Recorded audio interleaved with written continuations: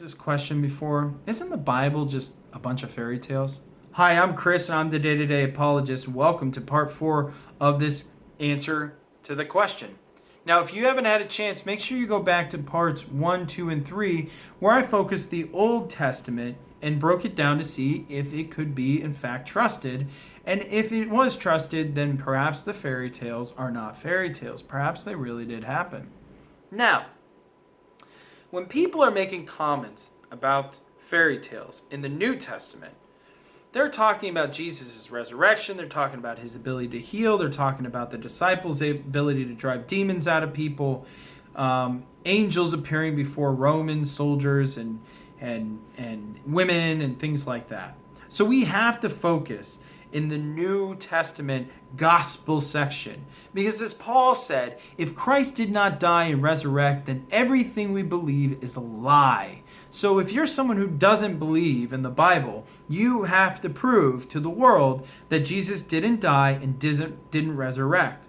Now, I'll be doing videos in the future to handle those questions. But post questions down below in comments. I'd like to hear from you. But let's talk about the New Testament real quick, shall we? Now, the New Testament was written in was broken down into 27 sections, letters, books. However you want to call them. Written by 9 authors. It covers parables, history, letters to churches, prophecy. And it was written somewhere around the first AD to somewhere around 50 to 62 AD.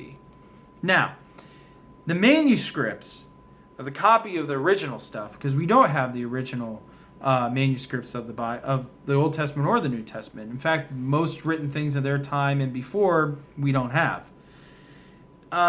Shows that about 5,366 separate Greek manuscripts have been found. Now, why Greek? Real quick, Greek was the common language that was spoken throughout the known world at that time. Now, the early fragments are broken down into manuscripts where capital Greek letters are bound together in book forms. They're called uncials. And then there's municicals, which are small Greek letters written in cursive style. Now, this is important because just in the breakdown of those two sections of manuscripts, they have discovered 3,000 minuscule fragments, have about 300 complete New Testaments, dating all the way back to the 9th century, leading all the way up to the 5th century. Okay, Chris. That's good and all, but, if we're focusing on the writing, I'm going to need a little more of a closer gap to, I don't know, what would you say be the last book written? Well, I would say probably one of the last books that were written was the Gospel of John and the Book of Revelations, which was written somewhere around, I don't know, I would say 60 to 62 AD. So we'll just say 60. Let's put the stamp on that. Okay, John was the last surviving disciple who wrote 30 years or 33 years after Jesus died, resurrected, supposedly risen to heaven. And he testified that the gospel accounts of Matthew, Mark, and Luke were accurate. So we're going to use him, okay? Now let's talk about the things that have been discovered that help us see whether or not, in particular, the Gospel of John is accurate. The Codex Alexandrinus contains the whole Old Testament and nearly the complete New Testament. It dates as far back as the late 4th century to the early 5th century. So we're moving a little further back. We can read our Bibles today and look at the writings then and say, do these match? Well, someone could have still changed it. Fair enough.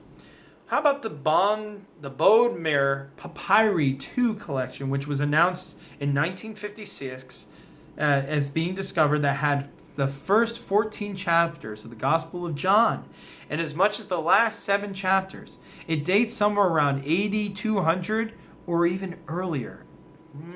That's getting closer to that date, Chris. Yes, it is. But most amazing find of all is a small portion of John chapter 8, verses 31 through 33. It was written on barely 3 inches of a square papyrus, and it represents the earliest known copy of any New Testament. The papyri is dated somewhere around AD 117 to AD 138, though it may even be earlier. Scholars are debating that. That's really close to AD 60, which is when John claimed that Jesus was the Word, and in the beginning was the Word, and he claimed that Jesus died and resurrected and appeared to them and lived with them for 40 days and then ascended to heaven. Now, we do need to remember that papyri, they are fragmented. About 50 manuscripts contain the entire New Testament. Though I don't have enough time to list all the other discoveries that were made, but the textual evidence is exceedingly rich, and compared to other writings of their time and before, we have a lot of manuscripts that support it throughout history. I hope this makes you think. It made me go, wow, that's pretty crazy. So I hope you join me in parts 5 and 6 of this video. I hope it was helpful. If you are interested, of course, hit that subscribe button, hit the like button, and of course, I want to hear your thoughts and comments down below in the comment section. I really appreciate your support. Thanks so much for supporting me. Have a great day.